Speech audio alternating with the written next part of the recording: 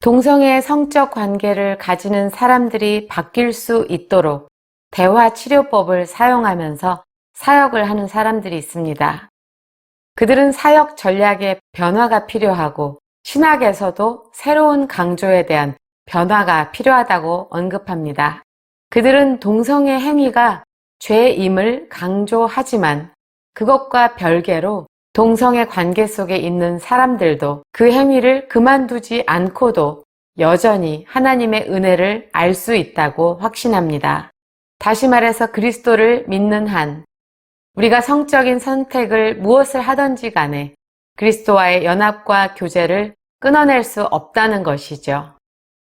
동성애 행위가 잘못된 것이지만 우리가 하나님의 말씀을 따르지 않는다고 하더라도 여전히 그리스도에 의해서 구원을 받을 수 있고 그리스도와 함께 영원히 살 수 있다. 어떤 사람도 완전하지 않지 않느냐라는 것이 그들의 주장입니다. 하나님의 은혜는 무조건적이고 교회는 이런 상처받은 사람을 위한 장소가 되어야 하는 것은 너무 당연하지 않는가라고 말합니다. 맞습니다. 우리 모두는 용서와 은혜가 필요한 사람들입니다. 교회는 사실 죄인으로 가득 차 있죠. 하지만 하나님의 은혜로 구원을 받은 천국 백성들은 중생한 사람, 즉 회개한 죄인으로 이루어져 있습니다. 회개를 요구하지 않는 어떤 복음을 전달한다면 그것은 사도들의 복음이 아닙니다. 신앙생활에서 회개만큼 중요한 것은 없습니다. 얼마나 중요한지 성경은 회개가 없이는 천국을 갈 수 없다고 말씀하죠. 교회는 상처받고 불완전한 사람들로 이루어져 있습니다.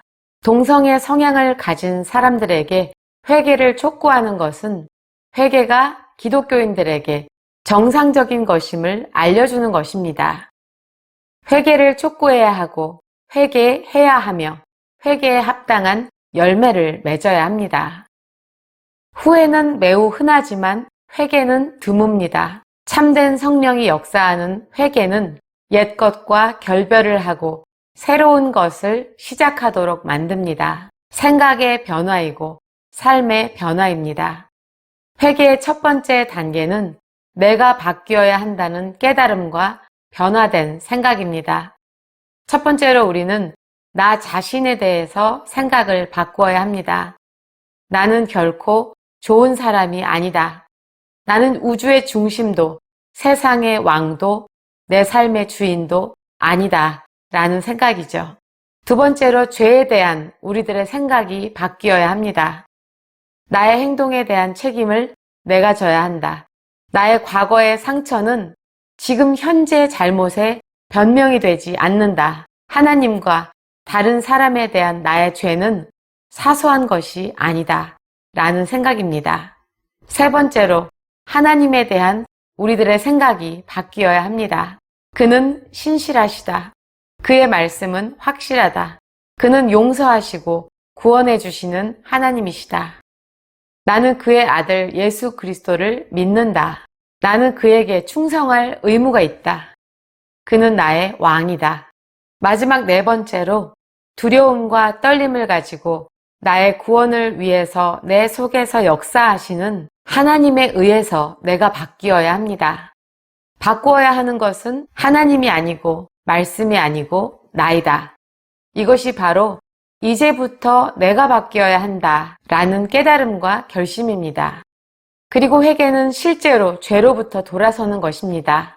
깨달음과 결심에서 그쳐진다면, 열매가 없다면 그것은 우리를 다시 시험 들게 하고 어둠으로 끌려가게 할 것입니다. 우리는 하나님의 은혜와 구원이라는 말 아래에 나의 죄악된 모습들을 정당화시키지 말아야 합니다. 때로 우리가 가진 양심은 우리의 죄를 뉘우치게 합니다. 이런 후회는 회개와 다릅니다. 그 다음 단계인 죄에서 돌아서는 것, 그리스도를 믿고 그에게로 나아가는 것, 이렇게 이어지지 않으면 이것은 후회이지 회개가 아닙니다. 회개라고 하면 우리는 눈물 흘리며 통회하는 것을 생각합니다. 그것이 필요 없다고 말하지는 않겠습니다. 그러나 수없이 많은 눈물을 흘리고 가슴을 친다 하여도 다시 그 습관적인 죄로 돌아간다면 그것은 회개가 아닙니다. 회개에는 적극적인 면이 필요합니다. 하나님의 은혜는 값싼 것이 아닙니다. 우리가 성경에 충실하다면 습관적으로 거리낌 없이 그리고 뉘우침이 없이 죄에 참여하는 일에 우리의 구원의 확신을 적용해서는 안 됩니다.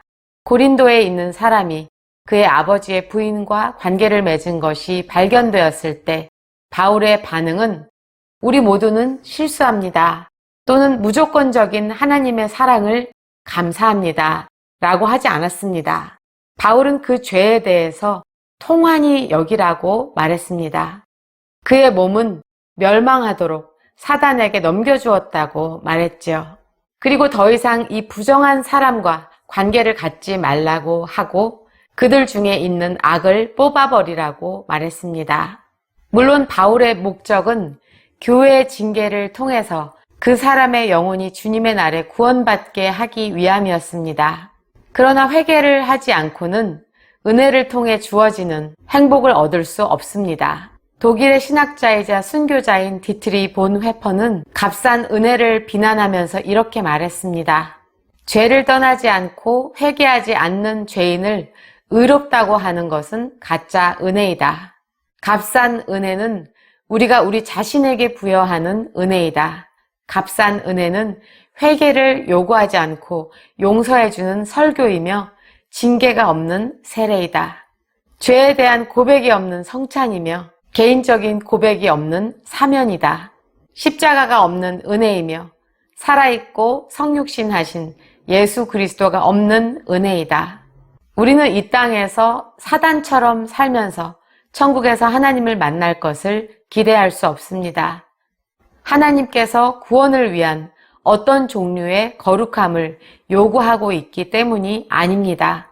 오히려 반대로 우리는 그리스도 안에만 있는 은혜를 통해서 오직 믿음으로 의롭다함을 받았기 때문입니다. 우리에게 믿음을 가지도록 허락한 이 은혜는 우리를 변화시키는 은혜입니다. 칼빈주의는 하나님의 사랑이 무조건적이라고 말합니다. 그러나 어떤 주제를 말하느냐에 따라서 그 답은 조건적이다라고 말할 수도 있습니다. 우리의 성화와 영화는 조건적인가 무조건적인가 이것도 마찬가지입니다. 신약 성경이 우리에게 무시무시한 경고를 하는 것은 은혜로 얻은 하나님의 구원이 종국에 가서 잃어버릴 수도 있다라는 것을 말하는 것이 아니라 끝까지 인내해야 하는 믿음, 참 믿음이 무엇인지를 가르치는 것입니다. 우리는 선택과 부르심을 확실하게 해야 합니다. 하나님이 강권적으로 우리들을 넘어지지 않게 한다면 영생으로 인도하는 하나님의 사랑과 우리 주 예수 그리스도의 긍휼 안에 있도록 우리도 노력해야 합니다. 뉘우치지 않는 성적인 죄, 지속적인 죄를 짓는 것과 다른 것이 기독교의 제자도입니다.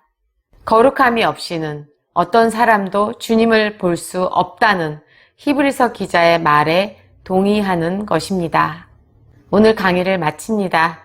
뉴욕 핸더슨 신학교의 이드보라였습니다.